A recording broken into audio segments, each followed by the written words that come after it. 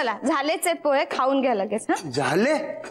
अगं मधू, ते दाणे जरा खरपूस आणि खमंग असे भाजून घेतले असतेस तर बरं नसतं का झालं? म्हणजे ते असे कामत आजोबा प्लीज प्लीज नका ना हो मध्ये मध्ये बोलू. मी करतेय ना, सगळं झालंय करून. उगाच काय सल्ले देत बसायचे प्रत्येक वेळेस. मला सांगा, तुम्ही जर आंघोळीला गेलात आणि मी सतत जर दारावर थापा मारत राहिले तर तुम्ही शांतपणे आंघोळ करू शकाल का? नाही ना.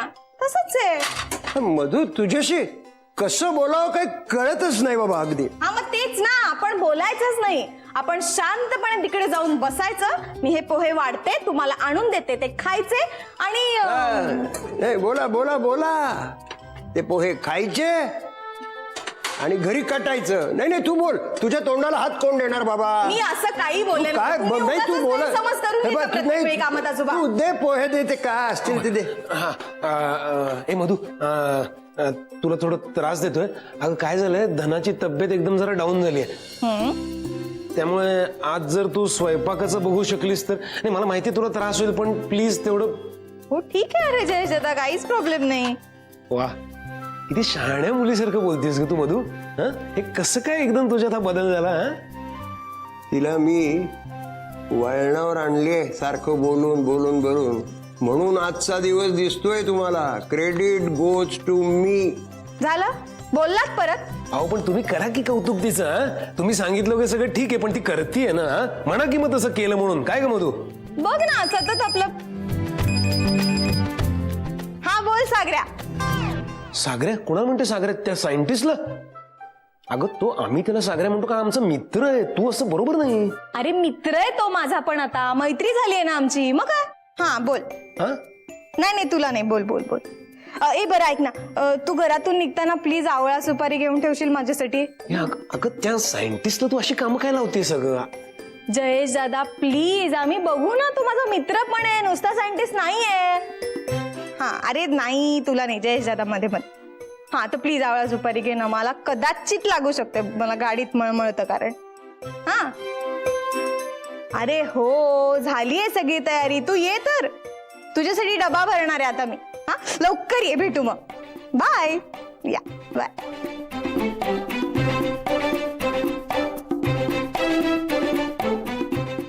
काय कुठं काय? Good morning. Good morning sir. Let's go. बसा ना, बसा ना.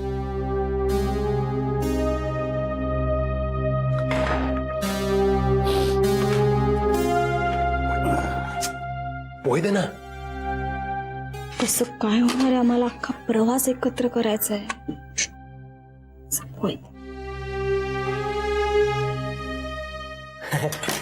या पोहे घ्या. येस. थँक्यू.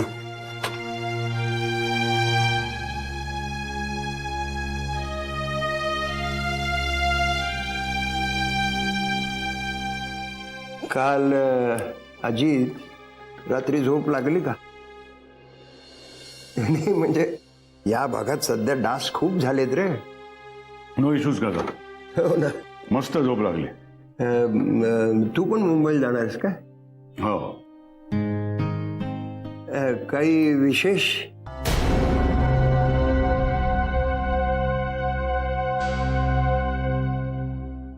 नाही, मी सहजच विचारलं. नसलं सांगायचं असलं नको सांगूस, काय फरक नाही पडत.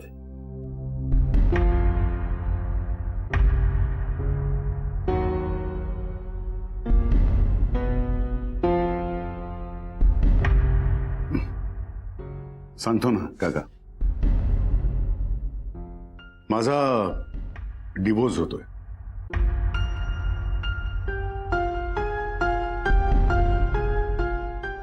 पुन्हा एकदा.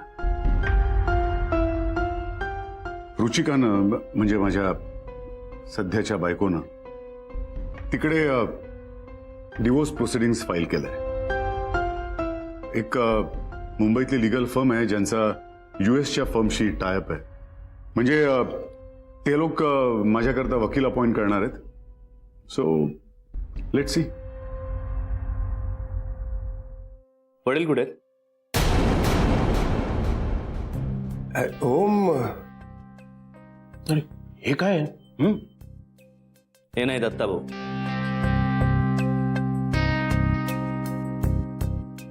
अरे ओम काय बोलतोयस? कामत आजोबा, याचा काही दोष नाहीये. मी याच्याशी जसा वागलोय त्याची शिक्षा भोगावी लागते मला. It's okay. हे कळत असूनही घर सोडायचं काही नाव घेत नाही. ओम अरे तू काय बोलतोयस? कुठे आहेत दत्ता भाऊ? ते त्यांच्या भावाला भेटायला गेलेत. रणजित काका ऑफिसला गेलाय, धना झोपली आणि सागर येईल आता. आपल्याला मुंबईला जायचंय ना.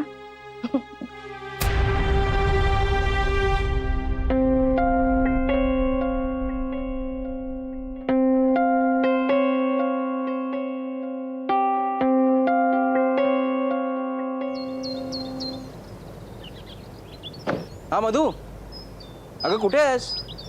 हा मी आलोय गाडी घेऊन.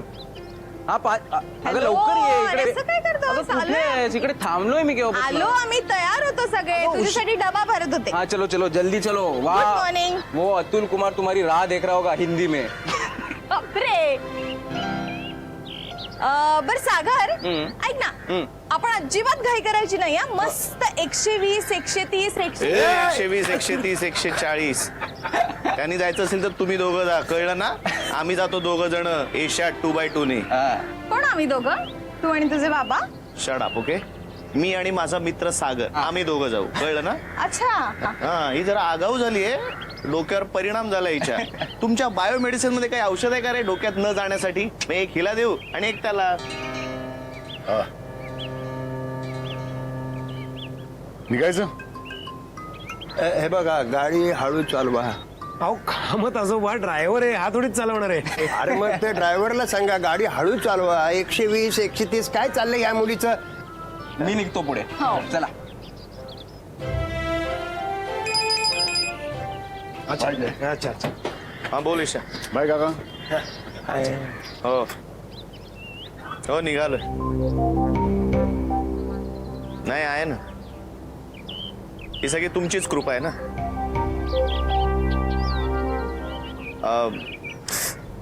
नाही नाही काही नाही. मी मधू ना कधी कधी डोक्यात जाते.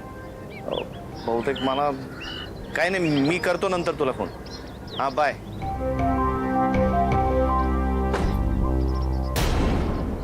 अरे बस ना ओम दादा.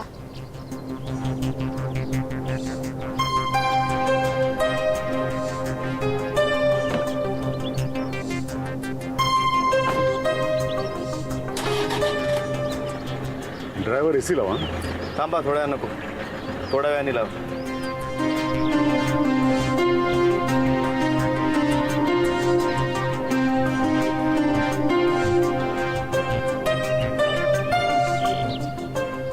चला, या निमित्तानं त्या दोघांच्यात काहीतरी संभाषण तरी होईल. कुठलं संभाषण घडते?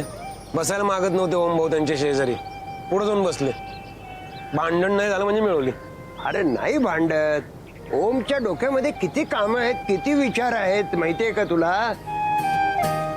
नाही नाही, पण आपण मुळामध्ये असा निगेटिव्ह विचार का करायचा? आपण असा विचार करायचा की ते दोघं बोलायला लागतील आणि आईस ब्रेकिंग होईल. आईस ब्रेकिंग म्हणजे? आईस ब्रेकिंग तुला माहित नाही? म्हणजे कधी न बोलणारी, वाकड्यात शिरणारी माणसं जर बोलायला लागली ना तर त्याला आईस ब्रेकिंग असं म्हणतात. आलं का लक्षात? अरे म्हणजे त्यांच्यामध्ये जे काही गोठलेलं असतं ना ते विरघळायला लागतं, म्हणजेच आईस ब्रेकिंग. अच्छा आईस ब्रेक. वितळायला लागला. अच्छा छान आहे छान आहे. अरे ही सगळी कमाल त्या पोरीची आहे. ईशाताईची? तिच्या प्रयत्नांना सलाम, हॅट्स ऑफ. खरे फार तळमळ आहे त्यांना. त्यांच्या सगळं मनासारखं जुळून यायला पाहिजे. मग होऊ दे तिच्या मनासारखं. चला, मी जातो आता माझ्या प्रियेकडे हॉस्पिटलमध्ये डबा घेऊन.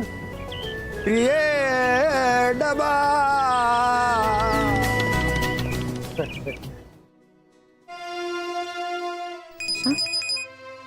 हॅलो. हा बोल ग. हा कुठेस तू? केवढा आवाज आहे तुझ्या आजूबाजूला? अगं बाहेर आहे, तू बोल. हा बरं ऐक ना, आता ओम आणि त्याचे बाबा एकत्र एकाच गाडीतून मुंबईला गेलेत आणि ओम आता त्याच्या आईला पण भेटणार आहे. सगळं छान होणार आहे आशू, आमचं लग्न मस्त सुरळीत पार पडणार आहे. काय सांगतेस? तुला सांगू का इशू, तू आता जे म्हणालीस ना ते लवकरात लवकर होणं गरजेचं आहे. काय? अगं तू आता म्हणालीस ना की तुमच्या दोघांचं लग्न सुरळीत पार पडणं लवकरात लवकर गरजेचं आहे. ते तुला सांगू का, तुमचं एकदा लग्न झालं ना की मी आणि सोनू आम्ही दोघं जण सुट्टीवरती जाणार आहे, लंडनला किंवा ऍम्स्टरडॅमला. जा जा. ए मी तुमचं तिकीट स्पॉन्सर करू का? हा म्हणजे तुमचं लग्न आधीचा हनीमून. ईशा ए ऐक ना, मला तुला एक गोष्ट सांगायची आहे, एकदम सिरियस आहे. काय ग, काय झालं? तू लवकरात लवकर ओमकडे येतेस का? मी आता तिकडेच जायला निघाले आणि रणजित काकांना पण बोलवलंय. ते यायला निघालेच आहेत. तू ये ना प्लीज लवकर. काय झालंय? ते आपण तिकडे आल्यानंतरच बोलूया, पण तू ये पटकन प्लीज. बर चल बाय. ये.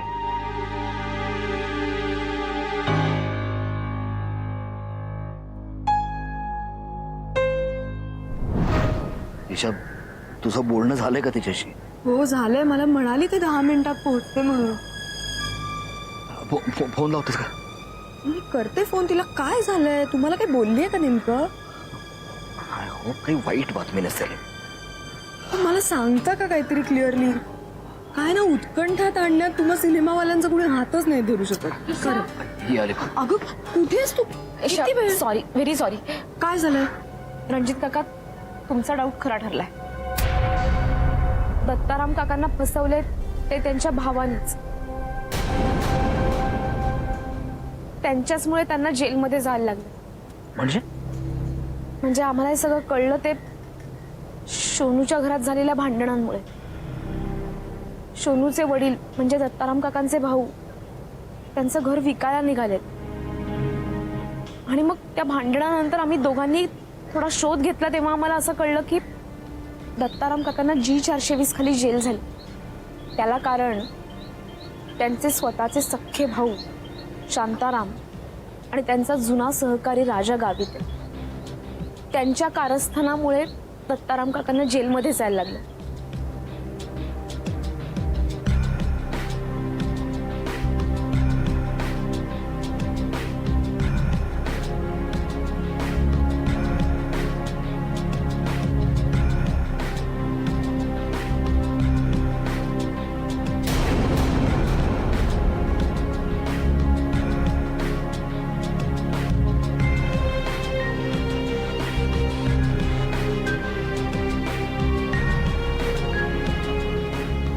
काका, आणि मला आता या गोष्टीचं गिल्ट आहे की मी पण त्यांच्याबद्दल कधी कधी वाईट बोलले आणि त्यांना फसवणारे माझे होणारे सासरे आहेत. मला आणि सोनूला याचं खूप वाईट वाटतंय काका. मला असं वाटतं की आपण ताबडतोब दत्ताराम भाऊंना हे कळवायला हवंय. म्हणजे ते खरं तर त्यांच्या भावाला पैसे देणार होते, आमचं बोलणं झालं होतं काका. आणि आता जर तो त्यांना परत फसवायच्या बेतात असेल तर आपण त्यांना ताबडतोब सांगितलं पाहिजे. एक मिनिट.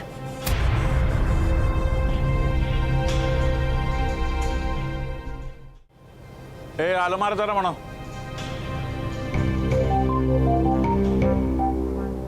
मी काय म्हणतो शांती आहे काय तू त्या म्हाताराचं कशाला ऐकतो रे? एक दिवस गळा आवडला त्याचा. तो म्हातारा ऐकतच नाही काय.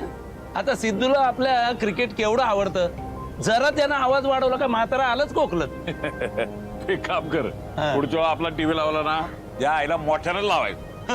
हो, आजकाल मार्केटमध्ये ते मास्टर रिमोट मिळतात, त्याला म्हणा दुसऱ्याच्या टीव्हीचा पण आवाज वाढवता येतो. असा वाढवून ठेव म्हाताऱ्याचा टीव्हीचे स्पीकरच फुटले पाहिजे जम्मा. कसला मड्याचा आवाज वाढतोय आपल्या टीव्हीचा.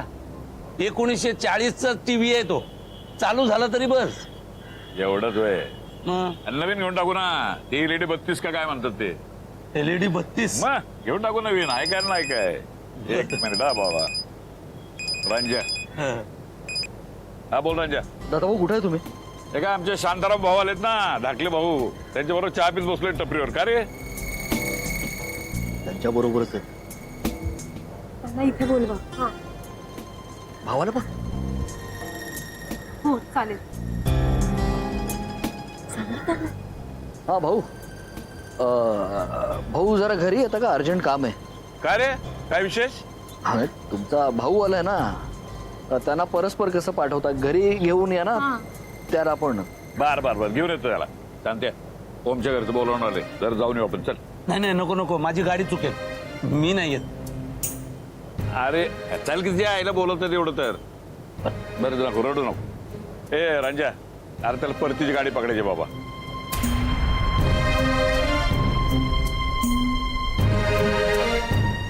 हॅलो बाबा, ईशा बोलतेय. हा तुम्ही या बरं का त्यांना घरी घेऊन आपल्या, काही झालं तरी.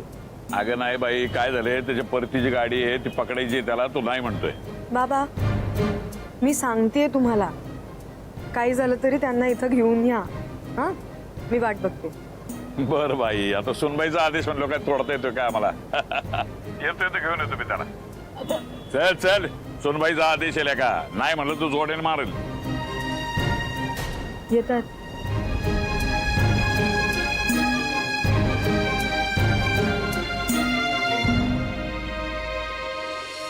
काका ते आले ना की आपण दोघांनी काही बोलायलाच नको.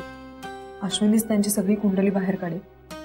आपल्याला खरं तर दत्ता भाऊंना सांभाळावं लागणार आहे, कारण त्यांना भयानक धक्का बसणार आहे हे ऐकून. ए नाही, नको, मला खूप भीती वाटते.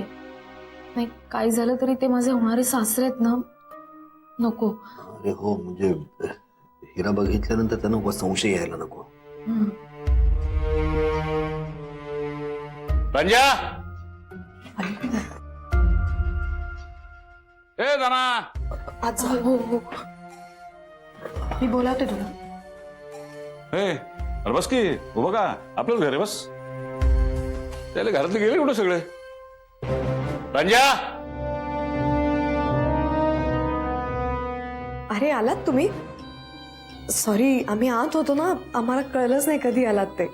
अरे त्या धनाला सांगितलं किती वेळा दरवाजा लावून घेत जा, कुणी पण घरात घुसल ना. कुठे आहे ती? अहो नाही, त्यांना जरा आज बरं वाटत नाहीये, त्या आत पडल्यात. हो बर बर, या बाहेर या, आमचे बंधू आलेत, या. दत्ता भाऊ, मला तुमच्याशी आणि तुमच्या भावाशीही काहीतरी महत्वाचं बोलायचंय. खरं तर म्हणून मी मुद्दाम बोलावून घेतलं. फक्त एक रिक्वेस्ट होती, माझं सगळं बोलून झाल्याशिवाय तुम्ही प्लीज मध्ये काही बोलू नका. काय प्रॉब्लेम आहे का? ते कळेल तुम्हाला. आणि प्लीज एक प्रॉमिस कराल, काही झालं तरी स्वतःवर ताबा ठेवायचा. हा ए रंजा, काय मॅटर आहे? हो, तुम्ही आता फक्त ईशा म्हणतीये ना तेवढं ऐका, बस, बाकी नाही. आणखी एक, तुम्ही आमच्यासाठी खूप महत्वाचे आहात. आम्हाला तुम्ही खूप आवडता आणि तुम्ही आमचे आहात बाबा. थँक्यू, पण मला काय उमगे नसं झालंय.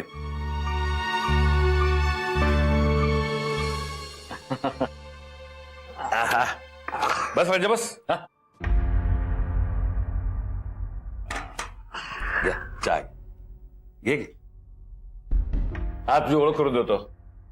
हा रणजित, म्हणजे आपल्या ओमचा काका आणि माझा एकदम फास्ट फ्रेंड. त्याच्यामुळे या घरात राहायला आलो मी. आणि ईशा, हा सॉरी, ईशा म्हणजे ऍडव्होकेट ईशा देशमुख, आपल्या ओमची होणारी बायको. आणि हा माझा सख्खा धाकटा भाऊ शांताराम. नमस्कार. वकील आहेत काय या? हो का, घाबरला की काय? घाबरण्यासारखी पर्सनॅलिटी आहे का तिची? नाही, हा म्हणजे गुन्हेगार असाल तर घाबराल, नाहीतर काय प्रॉब्लेम आहे? नाही घाबरायचं. दत्ताराम भाऊनी तुमच्याबद्दल बरंच सांगितलं होतं आम्हाला, है ना? हो खरंच, खूप ऐकलं दत्ता भाऊंकडून तुमच्याबद्दल. छान वाटलं तुम्हाला भेटून. मलाही खूप आनंद वाटला तुम्हाला भेटून. दादा, चहा पिऊन झाला की मी निघतो. का रे हे का खरंच घाबरला की काय? हा हे बघ अहो बसा, अहो बसा, कसली घाई आहे, बसा. अहो, काहीतरीच काय, मी कशाला घाबरू? मी काय केलंय? नाही ना केलंय काही. मग बसा ना, निवांत बसा. हे रंजय काय चाललंय तुझं? मी सांगते, मला जरा थोडंसं बोलायचंय तुमच्याशी. दत्ताभाऊ, जेलमध्ये जायच्या आधी तुमचा कन्स्ट्रक्शनचा बिझनेस होता ना? म्हणजे अशी छोटी छोटी कामं घेण्याचा प्रयत्न केला पण फेल गेला. आणि ते जे सप्लायर्स होते ते कोण कोण होते? आता मला नेमकं आठवत नाही पण मला वाटतं साटम होता, नाईक होता आणि राजा गावित म्हणून होते का हो कोणी?